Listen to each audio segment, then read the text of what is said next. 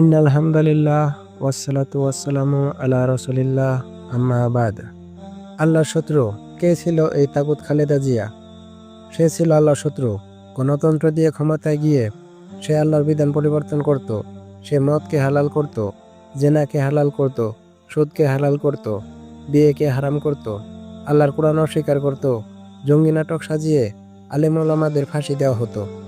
বেগম খালেদা জিয়া প্রধানমন্ত্রী থাকাকালীন সময়ে শহীদ শাহেখ আব্দুর রহমান রহিমাহুল্লাহ এবং তার দলকে উদ্দেশ্য করে বলেছিল, তোমরা যে ধরনের রাষ্ট্র চাচ্ছ তা কিছুতেই হতে দেওয়া হবে না, মানে শরিয়া ভিত্তিক রাষ্ট্র হতে দিবে না। মুজাহিদদের অকথ্য অত্যাচার, মুজাহিদদের স্ত্রীদেরকে ধরে এনে পুলিশ, র্যাব, সেনাবাহিনী দিয়ে ধর্ষণ করানো হতো। মুজাহিদ নেতা শহীদ শাহেখ আব্দুর রহমান রহিমাহুল্লাহকে রিমান্ডে এনে উলঙ্গ করে অত্যাচার করিয়েছিল খালেদা জিয়া এবং জামায়াতের জোট সরকার। জামায়াতে ইসলামের বিরোধী এবং ইসলামের পক্ষে যারা ছিলেন তাদের গণহারে ধরপাকড় করা এবং রিমান্ডে এনে অত্যাচার করা খালেদা জিয়া এবং নিজামী সরকারের রীতি হয়ে গিয়েছিল। সন্ত্রাসী দমনের নামে মুজাহিদদের পাইকারি হত্যা চালিয়েছিল খালেদা জিয়া এবং মতিউর রহমান নিজামের জোট সরকার।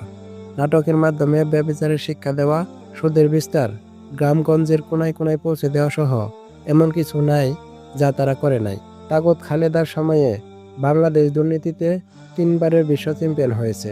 তার দলের লোকেরা খুন, হত্যা, ধর্ষণ, নির্যাতন, চাঁদাবাজি, ছিনতাই, লুটপাট এমন কোনো অপরাধ নাই যা তারা করেনি।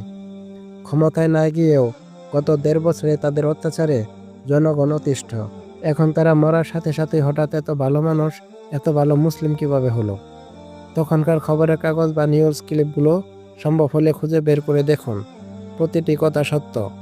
একজন মানুষ মারা গেছে, কিন্তু সে মৃত্যুর আগ পর্যন্ত কি অবস্থানে ছিল সেটাই তার পরিচয়ের মূল মাপকাঠি।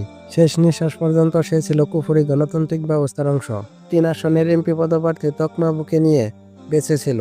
সেই তাগুত আল্লাহর শত্রু মরার সাথে সাথে হয়ে গেল আল্লাহর ওলি। এটা কিভাবে সম্ভব?